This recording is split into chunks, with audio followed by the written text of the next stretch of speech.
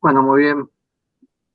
Bienvenidos a un nuevo encuentro de los Ateneo ATA Ciclo 2024, donde hoy hablaremos sobre gestión de señales de seguridad en farmacovigilancia, el rol de los profesionales de la salud en esta tarea, quien será brindada por Alex Marcelino Rodríguez Espinosa, toxicólogo de la Universidad Nacional Mayor de San Marcos, en donde el objetivo principal que nos propone es resaltar cuál es la participación activa que tienen los profesionales de la salud en la gestión de las señales de seguridad en farmacovigilancia y el aspecto fundamental que tiene en estar atento a estas señales de seguridad que pueden estar asociados a la relación que hay entre los medicamentos y los eventos adversos y cuáles son las claves prioritarias en la correcta toma de decisiones. Así que le agradezco muchísimo que nos permita estar con usted hoy y quedamos atentos a su ponencia. Muchas gracias. Ok, muchas gracias igual por la presentación, igual por el tiempo de poder presentar justamente este tema que es muy importante, ¿no? En el contexto de la seguridad del paciente, que justamente es un pilar, ¿no? Que todo profesional de la salud realiza en su labor, ¿no? Día a día, ya sea desde el personal médico que es prescriptor, hasta el personal técnico, personal de enfermería u otro personal que participa, ¿no? En todo el ciclo durante la interacción con el paciente, ¿no? Ok, Bien, gracias. bien, muchas gracias. Bueno, entonces vamos a dar inicio con la presentación. El título justamente es la gestión de señales de seguridad en farmacovigilancia y cómo el rol, qué tan fundamental es el rol del profesional de la salud en este proceso, ¿no? Dentro de la farmacovigilancia. Entonces, ya. Bien, la declaración de conflicto de interés, no tengo ningún conflicto de interés para participar en esta actividad. Igual todos los contenidos, opiniones son propios de mi persona. Y bien, la tabla de contenido que va a tener esta presentación, vamos a iniciar desde la farmacovigilancia, conceptos básicos, conceptos de señales de seguridad en farmacovigilancia, los procesos de gestión de señales de seguridad y enfocándonos en el rol del profesional de la salud, ¿no? Dentro de esta gestión de señales de seguridad y qué desafíos o oportunidades tenemos dentro de esta área, ¿no? Este segmento que pertenece a todo lo que es farmacovigilancia y finalmente qué conclusiones o reflexiones podemos tomar, ¿no? A partir de lo que podamos revisar durante estos minutos. Bien, entonces empecemos un poco con una introducción en farmacovigilancia. Según la OMS, califica a la farmacovigilancia como aquella ciencia y aquellas actividades relativas a la detección, evaluación, comprensión y prevención de las reacciones adversas o cualquier otro problema de la salud relacionado con medicamentos o vacunas, ¿no? Como todos sabemos, desde el rol tanto como profesional de la salud como también como paciente, que en algún momento hemos sido también pacientes nosotros, pues siempre hay un medicamento el cual nos han prescrito o hemos visto, ¿no? En algún contexto en nuestra vida cotidiana que pues que algún medicamento hay un medicamento, ¿no? Entonces, actualmente no existe un riesgo cero. Siempre algo que manejamos en toxicología es que todo puede ser tóxico, lo único que va a definir es la dosis. Sin embargo, también aplicamos eso en farmacovigilancia, ¿no? Cualquier medicamento, pues, tienes bien su efecto benéfico, pero también hay un riesgo que puede estar asociado al uso o empleo de este, ¿no? Entonces, justamente el otro tema que vamos a ver enfocado en farmacovigilancia, es revisar los objetivos, ¿no? ¿Y qué objetivos tiene alineado la farmacovigilancia hoy por hoy y cómo se viene trabajando a nivel mundial? Dentro de algunos objetivos, por ejemplo, que se resalta es mejorar la atención y la seguridad del paciente en relación con el uso de medicamentos y todas las intervenciones médicas, ¿no? Que éste tiene, ¿no? En sus aplicaciones de cualquier medicamento, ¿no? Y también mejorar la salud pública y la seguridad en relación al uso de estos medicamentos. El siguiente también es detectar problemas relacionados con el uso de medicamentos y comunicar estos hallazgos de manera oportuna. Justamente este tercer objetivo está muy alineado con lo que vamos a platicar hoy día, ¿no? Que es la gestión de señales, que cuando evidenciamos de forma retrospectiva o de forma prospectiva, revisando data o información que podamos obtener de diferentes fuentes, nos va a permitir analizar esa hipótesis que puede haber una relación entre algún medicamento y alguna reacción adversa. Entonces, ese tercer objetivo se enfoca mucho en lo que busca la gestión de señales de seguridad. Sin embargo, también tenemos otros objetivos como el de contribuir a la evaluación del riesgo-beneficio, la eficacia y el riesgo de los medicamentos, que va a conducir a la prevención de esos daños y maximizar los beneficios. Como habíamos mencionado, pues todo medicamento, si bien tiene su parte de beneficio, pero también hay riesgos y esos riesgos tenemos que minimizarlo y tomar acciones para que no se presenten o anticiparnos a esos riesgos. Otro era el fomentar el uso seguro, racional y más efectivo. Incluso esto tiene mucha relación con el costo-efectividad que tienen los medicamentos. Y finalmente, promover la comprensión, la educación y la formación en farmacovigilancia y su comunicación efectiva al público. Anteriormente habíamos mencionado que qué tan fundamental es que no solamente el personal de salud esté capacitado, sino también el paciente, porque el paciente, si el paciente está educado y el prescriptor o el dispensador o el que administra el medicamento educa al paciente durante todo su tratamiento con los posibles riesgos que puedan estar o se puedan presentar durante el tratamiento, pues también apoyamos eso, uno de los objetivos de la farmacovigilancia. Bien, ahora enfocándonos en la participación del profesional de la salud, ¿cómo es que él participa? Los profesionales de salud participan en este mundo de la farmacovigilancia. Pues si bien en los dos aristas superiores tenemos a las autoridades reguladoras, como pueden ser la FDA, la EMA a nivel de Europa, también tenemos al paciente como otro foco. Pero el otro pilar fundamental es todo el staff de profesionales de salud que interactúan constantemente con el paciente, desde médicos prescriptores que tienen una relación directamente con el paciente o profesionales de salud que se dedican a revisar información médica o inclusive personal que está en constante monitoreo con el paciente. Por ejemplo, en servicios oncológicos muchas veces hay un listado de profesionales de salud que trabajan en constante sinergia para poder asistir a los pacientes. Entonces, es muy complejo todo el staff de profesionales de salud que participan justamente con el paciente activamente y todo eso permite que se puedan reportar estas reacciones adversas. Muchas veces, y se ha presentado tal vez de forma cotidiana, es que presentamos alguna reacción adversa, pero no se comunica, ¿no? No se comunica al médico prescriptor o no se comunica tal vez al laboratorio titular de la autorización de comercialización de ese producto. Entonces, es importante el rol que tiene el profesional de la salud porque es ese nexo entre el paciente y la autoridad sanitaria de cada país, ¿no? En Latinoamérica, igual en otros países de Latinoamérica o del mundo, pues existe esta figura, ¿no? En el que el profesional de la salud es uno de los fuentes potenciales de poder reportar estas reacciones adversas que puedan estar relacionadas frente al uso de un medicamento. Y bien, ahora pasemos a otro de los conceptos que vamos a revisar durante la otra presentación, que son las señales de seguridad. Sin embargo, para entrar en contexto también es importante describir a grandes rasgos cómo es que funciona el sistema de farmacovigilancia, ¿no? Si bien en las primeras fases para que un medicamento salga al mercado, pues pasa por fases preclínicas, luego fases clínicas, ¿no? Con un número restringido de individuos, en situaciones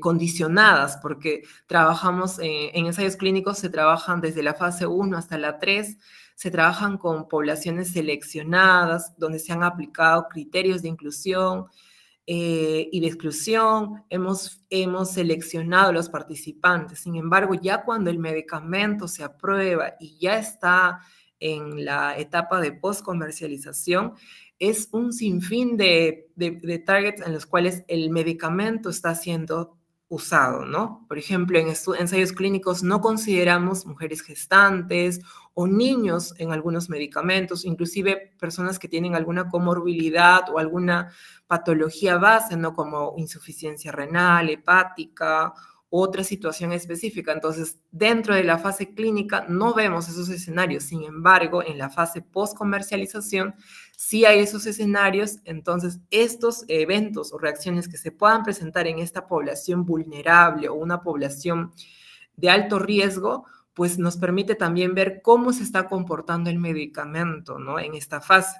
Y ya centrándonos en esta fase de post-comercialización, pues hay diferentes actividades que se ejecutan en farmacovigilancia, ¿no? Por ejemplo, una vigilancia pasiva, que es esos reportes de forma espontánea que se comunican directamente del paciente o del personal de salud, ¿no?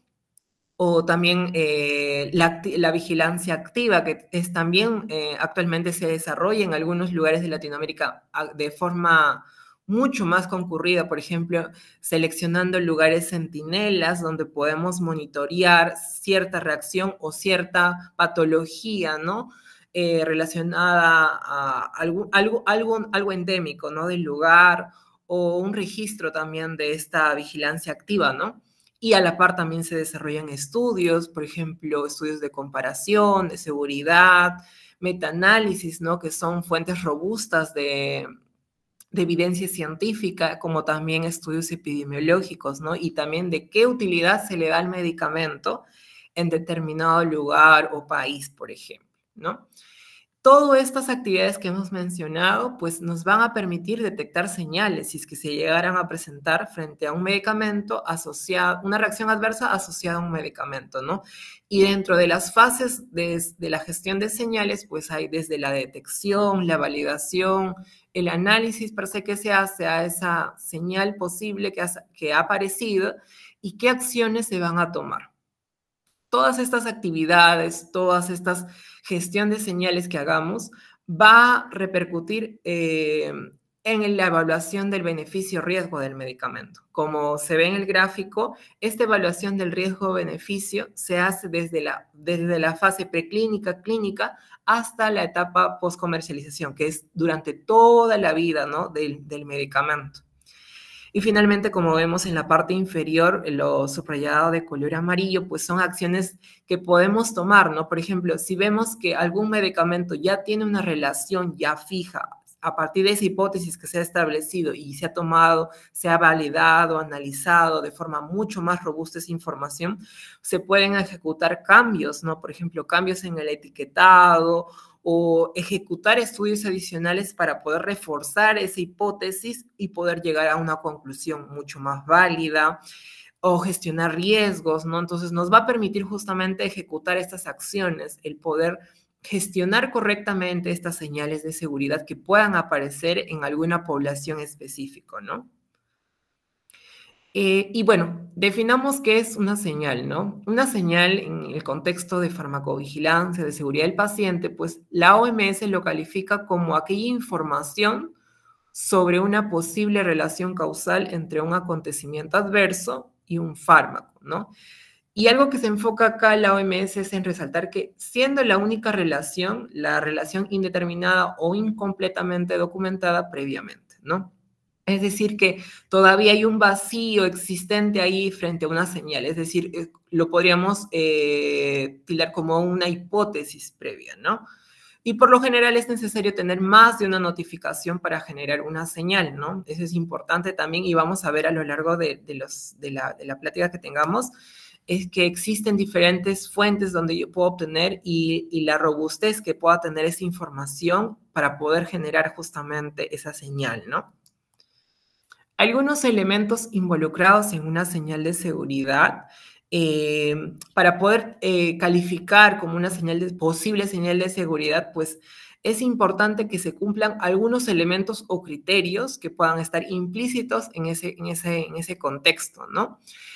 Por ejemplo, alguno de esos elementos que puedan encontrarse en una señal de seguridad es que esté basada en uno o más reportes de una potencial asociación, es decir, entre el medicamento, que sería la intervención, y el evento, ¿no? Es que es lo que se ha presentado. Otro elemento es la señal que puede prevenir de una o múltiples fuentes, ¿no? Puede provenir, es decir, esta señal de diferentes fuentes. Pueden ser de reportes espontáneos, de literatura científica, pueden venir de diferentes fuentes, ya sea de evidencia clínica o experimental.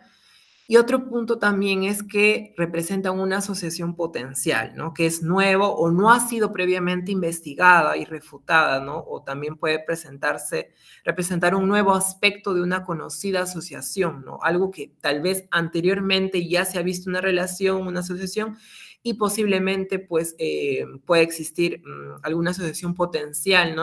Que genere un riesgo en el paciente. Y finalmente que toda señal de seguridad, pues algo que la caracteriza es que conlleva una acción.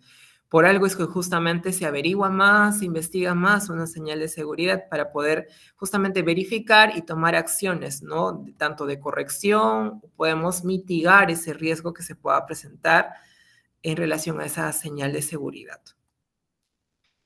Y como mencionamos, las fuentes de información y de datos donde nosotros podemos encontrar justamente señales de seguridad en el contexto de farmacovigilancia.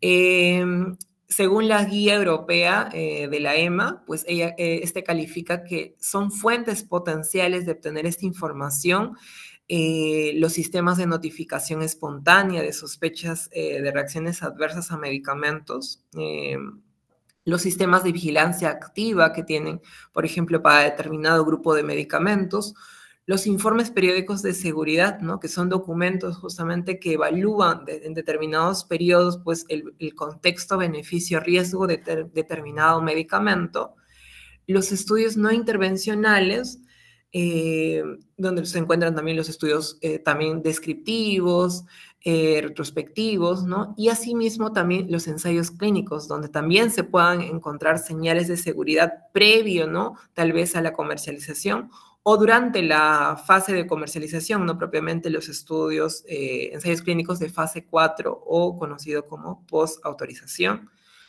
Publicaciones científicas, en literatura científica, muchos médicos, muchos profesionales de la salud publican en revistas indexadas o en determinada sociedad o asociación médica en sus países, donde publican casos específicos de algunos pacientes. Entonces, estos también pueden ser fuentes potenciales de obtener esta información y poder encontrar señales de seguridad. Y otra fuente de información podrían ser tal vez redes sociales, ¿no? Indirectamente, las señales de seguridad las podemos encontrar tal vez en post o en plataformas digitales, ¿no? Hoy por hoy se monitorea constantemente las plataformas digitales, las redes sociales. ¿Por qué? Porque mucho público, muchos pacientes tienen acceso justamente a estas plataformas y permiten de alguna u otra forma, dentro del contexto de farmacovigilancia, colectar, ¿no? Por ejemplo, pueden que un paciente coloque un comentario en un post de alguna red social que ha presentado tal evento y que muchos pacientes más comenten dentro de ese post, por ejemplo, que le han sucedido muchos escenarios similares también. Entonces, permite justamente el poder monitorear estas plataformas u otras fuentes de poder obtener información de señal de seguridad, pues es apropiado, ¿no? Entonces, no solamente se limita a estos que hemos mencionado, sino pueden existir muchos más, ¿no? Y eso va a depender mucho también del país. Vamos a ver también más adelante las oportunidades y desafíos que se presentan al momento de que evaluamos señales de seguridad, ¿no? Dependiendo mucho del contexto del país, ¿no? Y cómo estos optan, ¿no? En poder comunicar tal vez una reacción adversa, ¿no? Es muy común que el paciente, por nuestra cultura, por ejemplo, en Latinoamérica se ha visto que es muy poco el porcentaje de pacientes que comunican, por ejemplo, una reacción adversa, a diferencia de otros países, por ejemplo, en Europa, donde el paciente propiamente, de forma proactiva, sí comunica las reacciones, ¿no?, adversas. Entonces, va a depender mucho también de la cultura y qué tanto educamos también al paciente, ¿no?, desde el rol del profesional de la salud, a educar al paciente, concientizar que debe comunicar esto, ¿no? Bien, ahora veamos las etapas de la gestión de señales en farmacovigilancia. Como mencionábamos, pues existen diferentes procesos o etapas que están dentro de toda esta gestión de señales de farmacovigilancia. Primero empezamos con una identificación, una primera fase donde identificamos justamente estas señales, de dónde han venido, cómo podemos organizar esa información. Luego validar esas señales, ¿no? De qué fuentes hemos encontrado estas, pero y qué robustez tienen estas bases de datos, por ejemplo, o de dónde están llegando también estas señales de seguridad, ¿no? Analizar y priorizar las señales, ¿no? Cuando una señal de seguridad propiamente genera daño al paciente, puede ser hasta mortal, entonces toca priorizar justamente esas señales de seguridad, evaluarlas y generar recomendaciones, y finalmente estas recomendaciones que no solamente se queden dentro, ¿no?, de, por ejemplo, una autoridad reguladora de algún país de Latinoamérica, pues emite una recomendación, no solamente se quede en esa recomendación, sino también un paso final es el intercambio de información, ¿no? Generar un plan de comunicación de esa señal, ¿no?, que se dirija a los prescriptores, dispensadores, o otro profesional de la salud que propiamente interactúa con el paciente y tiene interacción también con el medicamento, ¿no? Propiamente, porque es quien tal vez lo prescribe o lo dispensa o es quien administra el medicamento. Entonces, intercambiar esta información de seguridad con los prescriptores, con dispensadores, administradores de medicamentos, pero también con el paciente, porque él también debe tener alcance de estas informaciones de seguridad que están saliendo, ¿no? Y un punto también a considerar es que constantemente la evaluación de seguridad, de estas señales de seguridad, forman parte de todo lo que denominamos una farmacovigilancia de rutina, es decir, una actividad que constantemente se realiza, ¿no?, de forma mensual, de forma periódica, tanto por los laboratorios que proveen estos medicamentos, pero también por todas las autoridades regulatorias que ejecutan justamente una vigilancia activa, ¿no?, de los productos que están autorizados en cada país, ¿no? Entonces, esta farmacovigilancia rutina sí se ejecuta justamente con el fin de garantizar justamente que los medicamentos pues mantengan, ¿no?, ese balance beneficio-riesgo de forma apropiada, ¿no? Ahora enfocándonos en las diferentes etapas que hemos visto en la gestión de señales de seguridad, pues veamos cada uno de ellos. Por ejemplo, en el primero que mencionábamos, la identificación o la detección de señales, pues dentro de este primer paso, enfocándonos, por ejemplo, solamente como una fuente, la revisión de sospechas de reacción adversa que hayan suscitado, por ejemplo, en una base de datos. Es decir, por ejemplo, una autoridad reguladora en algún país de Latinoamérica, por ejemplo, almacena, ¿no?, una base de datos de todo a nivel nacional, ¿no?, para determinado principio activo, para determinado producto farmacéutico, considerando la marca comercial, por ejemplo. Y nosotros podemos analizar, identificar estas señales a partir de dos tipos de información, ya sean datos cualitativos o cuantitativos.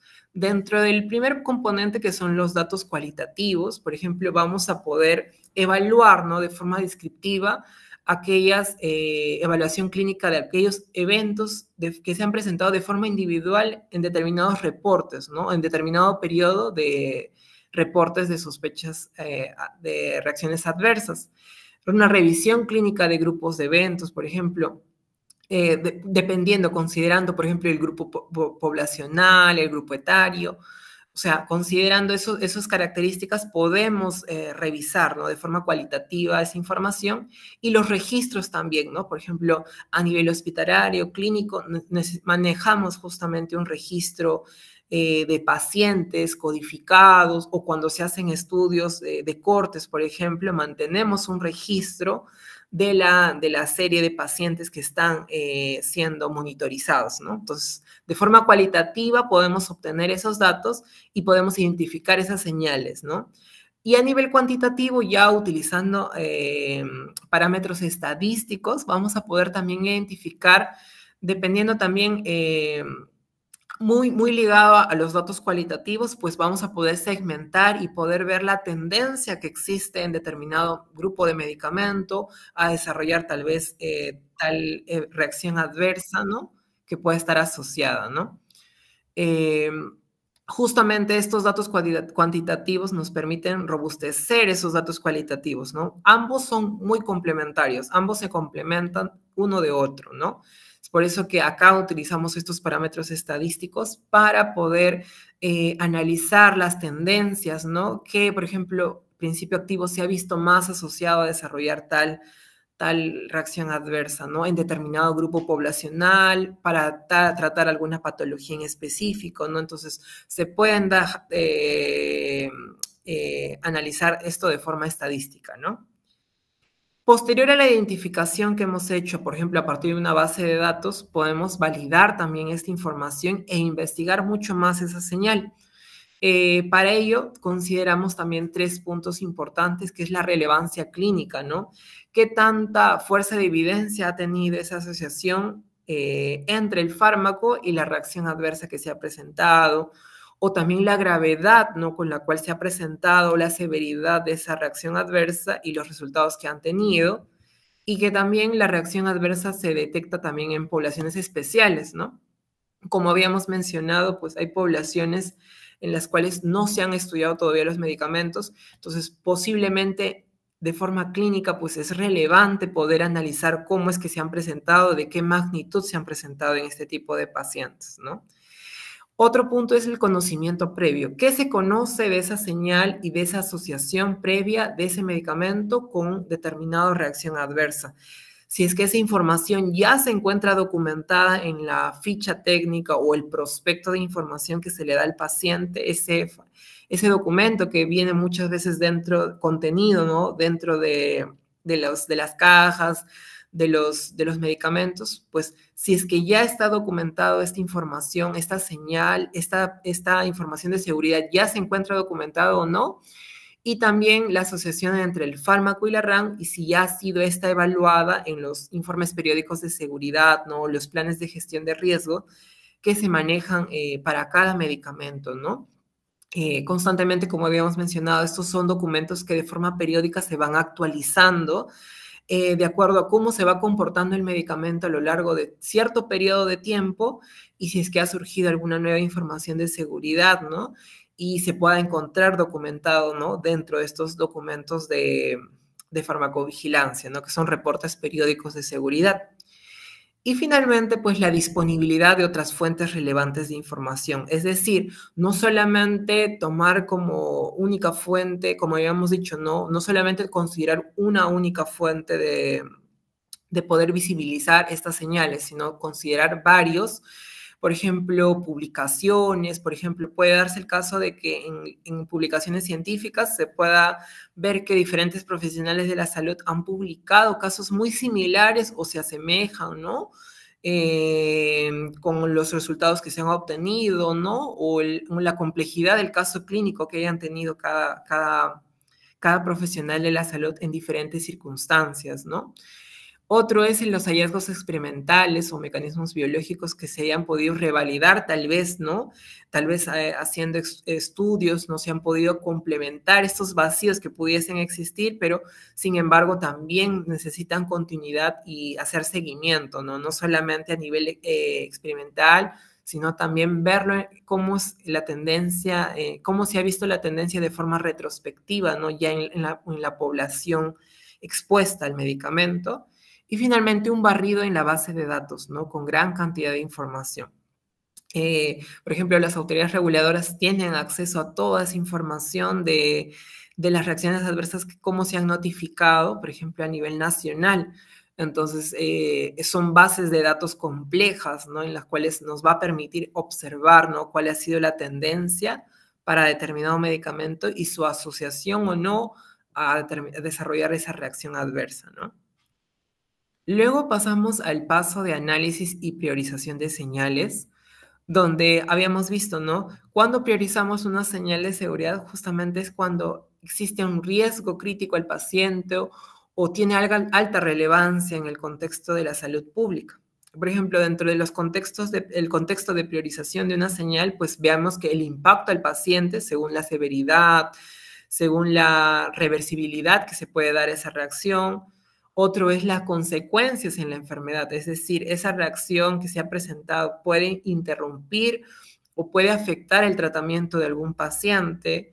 La consistencia también de complementar estas señales con muchas otras pruebas alineadas, ¿no? Por ejemplo, evidencia que dé mayor robustez a esa señal de seguridad, o el contexto clínico en el que se ha presentado esa reacción, ¿no? Entonces, toda esa información nos permite justamente ver o no si es que priorizamos alguna señal de seguridad, ¿no? Para determinado medicamento.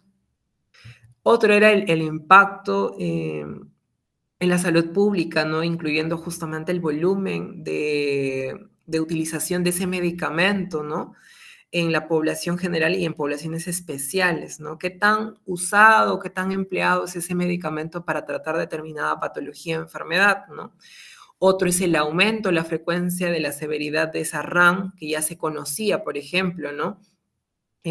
Por ejemplo, puede darse el caso de que algún medicamento ya describe ya que puede presentar ese riesgo, sin embargo, la frecuencia con la que se ha presentado en determinado periodo se ha elevado, ¿no? Que no se observaba eso en estudios tal vez ensayos clínicos, ¿no? Entonces se ha visto tal vez que existe una mayor tendencia a desarrollar determinada RAM ya en la etapa de postcomercialización. Otro es que la novedad de la sospecha de RAM, ¿no? Puede ser que tal vez nunca se había visto una relación de determinada RAM con determinado grupo de medicamento. Entonces se ha visto que ha podido haber una asociación, entonces se actualiza también esa información y se prioriza su atención de ello. Y si es que se encuentra todavía en evaluación una solicitud de registro de autorización de comercialización. Es decir, se quiere registrar una molécula, por ejemplo, en el país, y justamente organismos reguladores internacionales han comunicado nuevas señales de seguridad que puedan estar asociadas a esa molécula. Entonces, justamente es prioritario poder atender esa señal de seguridad, ¿no?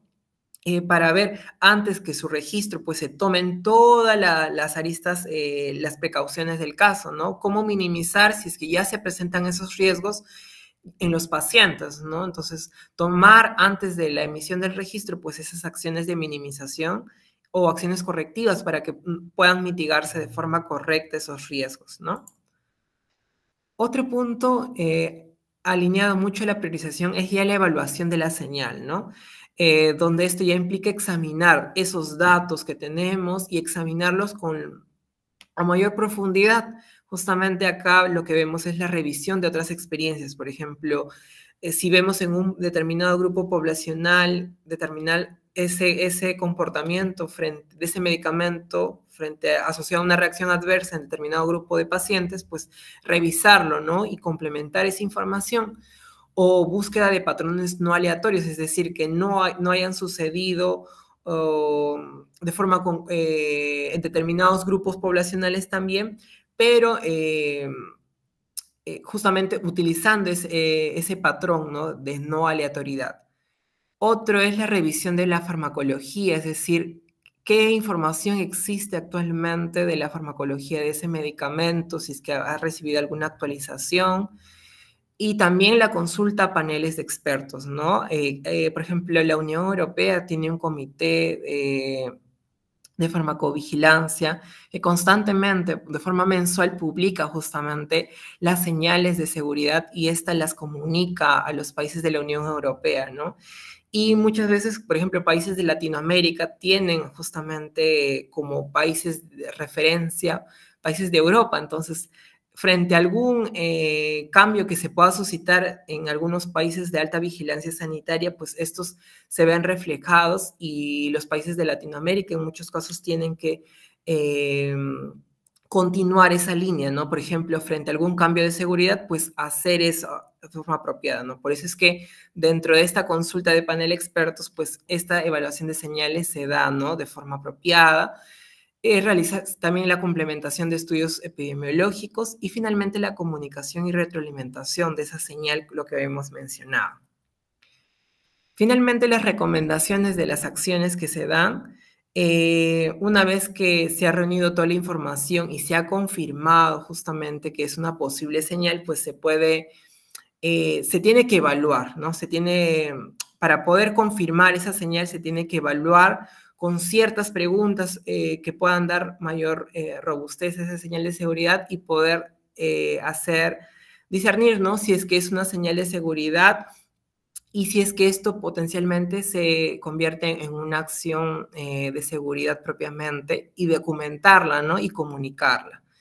Dentro de todas las categorías que pueden existir, puede ser que una señal de seguridad puede ser fuerte, por ejemplo, cuando respondemos de forma afirmativa a estas preguntas. Por ejemplo, hay muchos casos, hay buenas descripciones de los casos o hay buenas pruebas de causalidad, es decir, cómo se han evaluado la causalidad para cada caso, ¿no? De sospecha de reacción adversa. Ahí podríamos calificar, puede ser fuerte. Cuando es nueva es cuando las RAMs que se han presentado pues han sido inesperadas, es decir, no se han documentado previamente en fichas técnicas, o son cambios de frecuencia de la RAM, por ejemplo, normalmente en la ficha técnica o el documento justamente del medicamento, normalmente una RAM, por ejemplo, se calificaba como improbable o no, o poco frecuente tal vez, y se ha visto frente al comportamiento que vamos a tener el medicamento, pues que ha sido suscitado con mayor frecuencia. Entonces, la frecuencia se puede cambiar, ¿no? Frente a esta nueva RAM que se ha podido presentar o modificar justamente este punto, ¿no? De la frecuencia.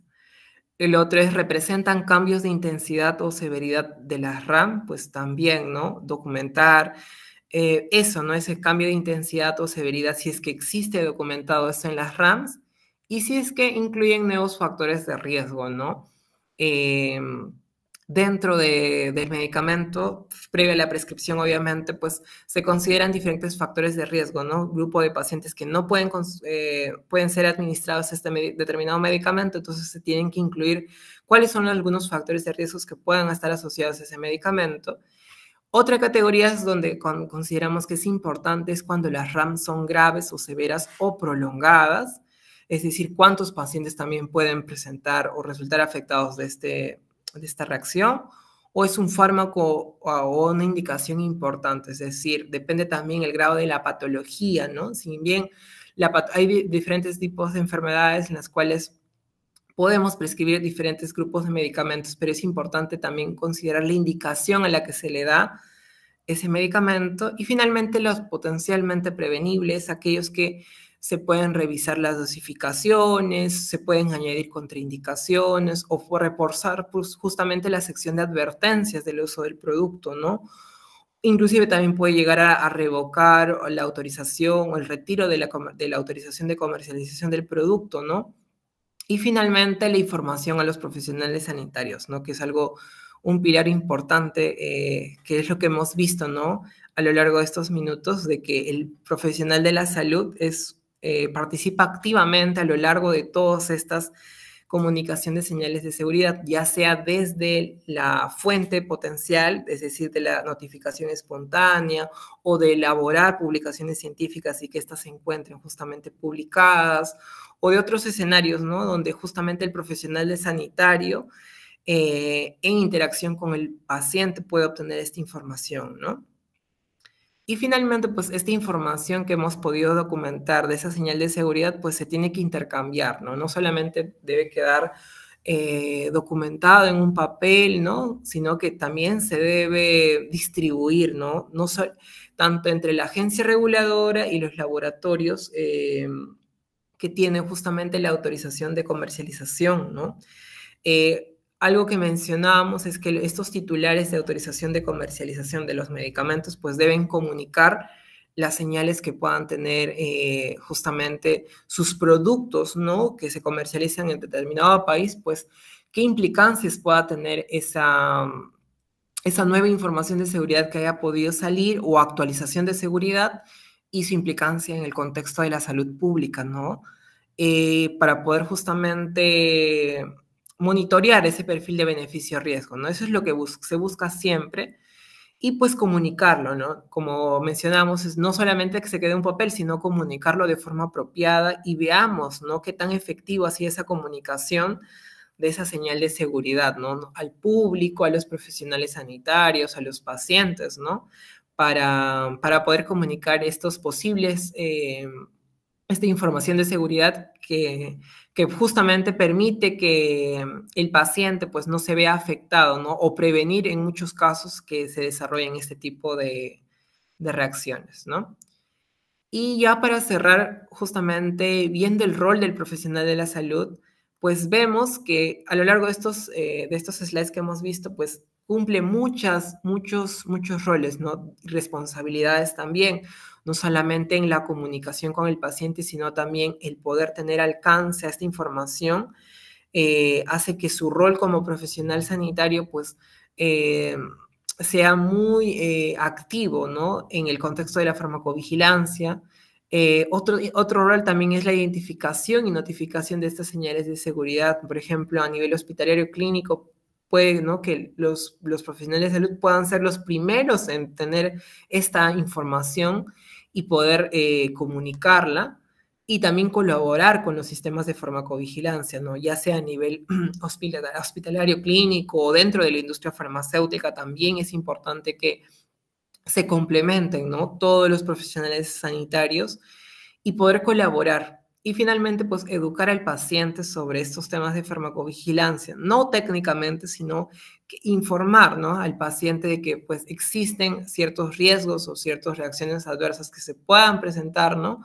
Con el uso de determinado medicamento, ¿no? Y educar, ¿no? Educar lo que comunicar una reacción adversa, a veces, muchas veces el profesional sanitario no tiene temor de reportar reacciones adversas, ¿no?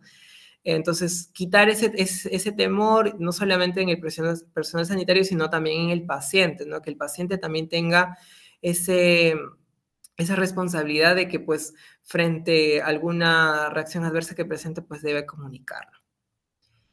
Y bueno, gráficamente vemos acá, ¿no? Cómo es que dentro de los actores, dentro de la farmacovigilancia, pues los profesionales de la salud son un pilar fundamental al lado también de los pacientes y consumidores, que justamente son quienes consumen, se administran estos medicamentos, pues, pero también trabajar de forma complementaria también con actores como las compañías farmacéuticas y también las autoridades reguladoras, ¿no? Que son pilares, estos cuatro son pilares fundamentales para que se ejecuten esta correcta gestión de señales de seguridad. Tanto los profesionales sanitarios y los pacientes, trabajar educándolos, por ejemplo, los pacientes, y que los profesionales de salud permitan identificar de forma clara esas señales y comunicarlas, ¿no? De forma apropiada también a la autoridad sanitaria o a la compañía, ¿no? Determinado grupo de medicamento, ¿no? Y finalmente, pues, ¿qué desafíos se han presentado a lo largo de esta gestión de señales de seguridad hasta lo que vamos del 2024, por ejemplo, en estos últimos 10 años? ¿Qué desafíos se han podido presentar y qué oportunidades podemos tomar a partir de estos desafíos? Es, por ejemplo, que a partir de la subnotificación, ¿no? Lamentablemente todavía existe una subnotificación de reportes de eventos adversos, ¿no? Muchos pacientes, muchos preceptores, como decía, no toman la decisión de reportar, ¿no? Pero en farmacovigilancia, como siempre recalcamos, es que si nosotros comunicamos, así como nosotros comunicamos hoy una reacción adversa, así lo comunica otro paciente al día y se va más robusteciendo esta información de seguridad, ¿no?, del medicamento. Entonces, que reportemos va a permitir justamente que esta barrera de la subnotificación se pueda justamente vencer y poder tener una evidencia mucho más robusta, ¿no?, del medicamento, cómo es que se está comportando en la práctica clínica. Otro punto es la variabilidad en la calidad de datos, ¿no? Lamentablemente, muchas fuentes de reporte, la calidad es uno de los desafíos que se tienen, ¿no? Por ejemplo, reportes que se han presentado, por ejemplo, a nivel de la industria farmacéutica, ¿no? Por ejemplo, no se tienen muchos datos o la calidad de estos no son muy claros, concisos, entonces no permite justamente caracterizar o documentar de forma correcta esas reacciones adversas, ¿no? Y eso también pasa no solamente en la industria farmacéutica, sino también en los otros sectores, ¿no? A nivel, la práctica clínica propiamente, a nivel hospitalario, muchas veces no se documenta de forma correcta las reacciones adversas. Entonces, también, ¿no?, esa variabilidad, esa inconsistencia en la calidad de los datos también permite no tener de forma clara y de forma concisa y definida esas reacciones adversas que se están presentando en la población. Otro punto es también la capacitación insuficiente que tiene el profesional de la salud, ¿no? Desde la formación, el profesional de la salud, si bien en las diferentes áreas o disciplinas que tienen los profesionales de la salud, pues se capacitan en otros puntos. Sin embargo, el tema de lo que es la farmacovigilancia, el seguimiento farmacoterapéutico, identificar esta información de seguridad de forma oportuna, cercana al paciente, es decir, enfocado con ese enfoque en la seguridad del paciente, es muy limitado, ¿no? Dentro de Latinoamérica se ha visto muchas veces que dentro del pregrado, inclusive, no se desarrollan cursos, por ejemplo, que enseñen, por ejemplo, a los profesionales sanitarios o quienes están cursando estudios para poder desempeñarse como un profesional de la salud, pues no desarrollar, entrenarse, ¿no?, en estos temas que son importantes, ¿no? No solamente porque permiten, si bien tener esa característica como profesional de la salud de la importancia de reportar eventos adversos, pero también cómo es que este profesional lo comunica al paciente, ¿no? Otro es la infraestructura tecnológica limitada, en la que justamente el acceso, ¿no?, a estas tecnologías, de la información, a bases de datos complejas, muchas veces eso se ha visto, ¿no?, que es una de las limitantes, ¿no?, o el dominio, ¿no?, de herramientas que permitan justamente el fácil reporte de estos eventos adversos también es todavía limitado, ¿no? Hay muchos países de Latinoamérica que todavía no cuentan justamente con estos recursos tecnológicos para poder comunicar de forma mucho más oportuna esta información de seguridad, ¿no? La falta de recursos financieros y humanos, que está muy relacionada a los puntos anteriores, ¿no? Desde la capacitación a los profesionales, a la infraestructura, ¿no? Muchas veces no hay inversión por parte de los gobiernos o de los países, ¿no?, a nivel de la región, por ejemplo, en Latinoamérica u otros países, en los cuales no se invierte justamente en poder potenciar estas bases de datos o poder robustecer la capacitación, ¿no?, a los profesionales sanitarios. Y otro punto es las barreras culturales y sociales. Al inicio mencionaba justamente cuál es la diferencia entre grupos poblacionales, ¿no? Esa variación interindividual que puede existir a nivel de un país, pero también a nivel de diferentes continentes, ¿no? Muchas veces en Latinoamérica se ha visto en estadísticas, en estudios retrospectivos, donde se ha visto que muchas veces no se comunica por el temor, ¿no?, que existe de que tal vez si reporto esta reacción adversa es malo o no tiene importancia o no es significante, ¿no? Tal vez es eso, ¿no? Y finalmente el marco regulatorio inconsistente, ¿no? Actualmente en Latinoamérica, pues dentro de las actividades que rigen la farmacovigilancia, ya sea en la industria farmacéutica o en otro ámbito aplicado en ciencias, en la salud pública justamente, hay muchas inconsistencias, tal vez cuándo debo reportar una reacción adversa o quién es el encargado de notificar esa reacción adversa. Hay algunos países todavía que restringen esta comunicación o o la comunicación justamente de estas señales de seguridad, como habíamos mencionado, no está del todo armonizado, ¿no? Entonces, muchos países de Latinoamérica trabajan de diferentes formas, si bien a partir de una base, pero el proceso lo ejecutan de diferentes formas. Entonces, todavía no es muy inconsistente, ¿no? Y también cómo lo aplican, ¿no? A nivel de su regulación en actividades de farmacovigilancia, ¿no? Entonces, todavía es uno de los desafíos, ¿no? Y también tomarlo como una oportunidad, ¿no? Todos estos puntos se toman como oportunidades de poder mejorar, ¿no? Justamente, y trabajar activamente en que cada uno se vaya tomando acción, ¿no? De forma apropiada para poder gestionar justamente estas señales. Finalmente, pues a las conclusiones que podemos llegar con esta revisión de estos puntos que hemos visto es que la farmacovigilancia es crucial justamente para garantizar la seguridad y eficacia de los medicamentos y que también la detección temprana de estas señales pues puede prevenir eventos adversos graves, ¿no? Y mejorar la salud pública. Otra conclusión a la que llegamos es que las señales de seguridad son indicaciones de posibles problemas relacionados con medicamentos y que requieren una evaluación y confirmación y que los profesionales de la salud cumplen un rol fundamental en la identificación y notificación de estas señales. Y otro punto que hemos visto es que educar a los pacientes sobre los posibles riesgos y la importancia de informar sobre cualquier efecto adverso que puedan presentar y esa colaboración, ¿no? Justamente habíamos mencionado esa colaboración entre el profesional de la salud, la autoridad sanitaria, la industria farmacéutica, es esencial, ¿no? Para poder llevar a cabo esa farmacovigilancia de forma efectiva. Y finalmente, estos dos últimos puntos es sobre la comunicación clara y oportuna, ¿no? De estas señales de seguridad, pues pueden salvar vidas, ¿no? Y optimizar el uso de seguro de los medicamentos.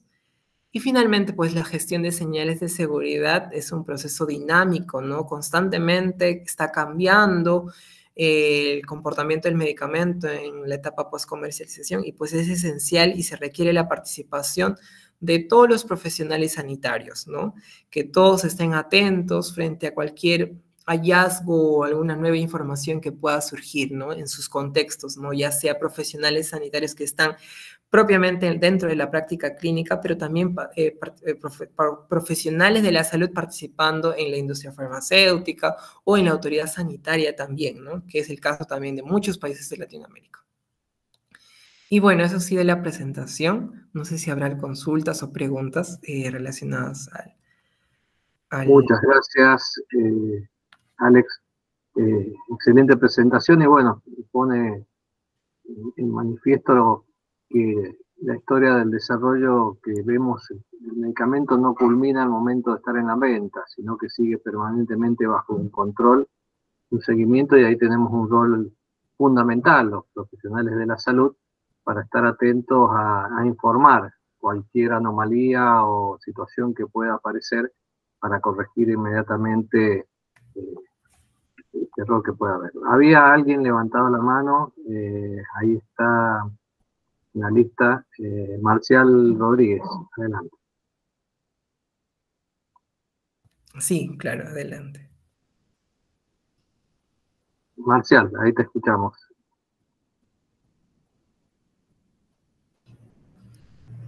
Si puedes abrir el micrófono. Si alguien quiere hacer las preguntas por el chat. Hola, saludos desde Venezuela.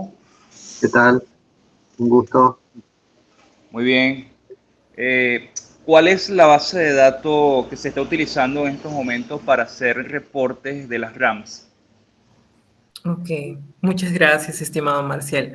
Bueno, va a depender mucho de, por ejemplo, desde el sector desde la posición en la que hablamos. Por ejemplo, en la industria farmacéutica actualmente se viene manejando lo que es la plataforma de e-reporting industria, en la cual está comunicada justamente, es una base de datos justamente que colecta los reportes de reacciones adversas a nivel nacional, ¿no? Ya de cada país. Es decir, cada país hoy por hoy ya viene gestionando la recolección a partir de la industria farmacéutica propiamente desde esta vía, ¿no? Sin embargo, a nivel de cada país de Latinoamérica u otros países del mundo, existen bases nacionales, es decir, cada autoridad nacional de medicamentos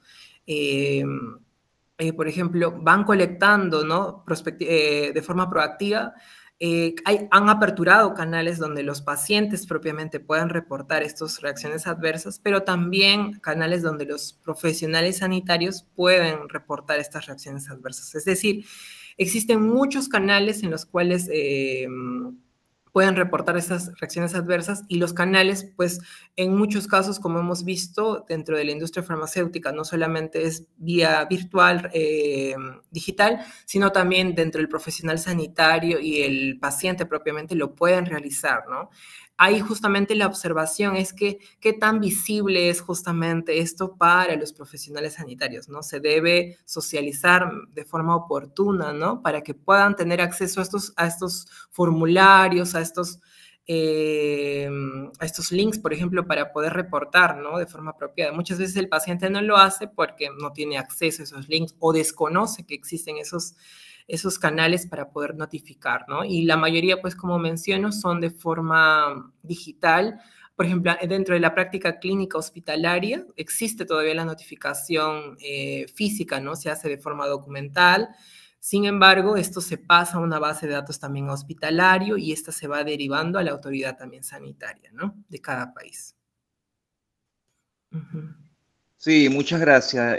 Lo otro, bueno, ya me lo contestó, que los mismos pacientes, pues, podrían reportar eso, solamente que, bueno, estamos en un rol de información, realizando campaña en cuanto a los pacientes, educándolos a que hagan algunos reportes debido a temor de que pueda ocurrir algo más, o que no saben suministrar la información a los pacientes. Entonces, por tal motivo, no reportan. Entonces estamos en esa campaña donde el paciente mismo pueda hacer su propio reporte. Entonces, por eso mi pregunta de un link específico, pero bueno, eso se maneja a nivel nacional de cada país, como bien lo mencionó. Realmente muy agradecido, completa, muy buen dominio del tema.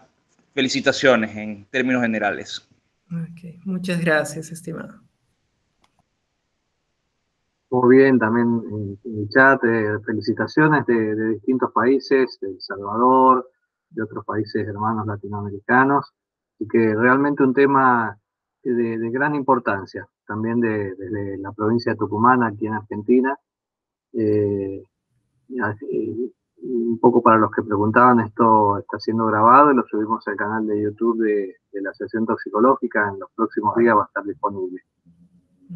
Como los otros ateneos que se han ido llevando adelante no solo este año, sino los años anteriores.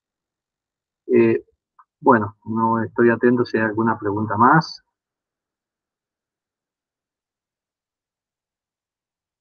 Bueno, muy bien, un poco respetando los tiempos y estar siempre en lo que hemos establecido.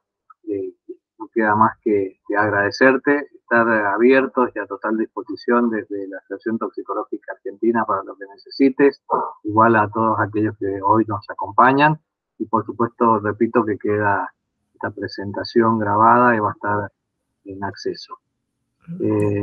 Para pedir una certificación la pueden solicitar a la Secretaría de la Asociación Toxicológica Argentina y allí se la harán llegar. Ok. Muchas gracias, igual, Aldo, por el tiempo. Igual a todos, que tengan muy buena tarde. Hasta luego. Igualmente, saludos cordiales.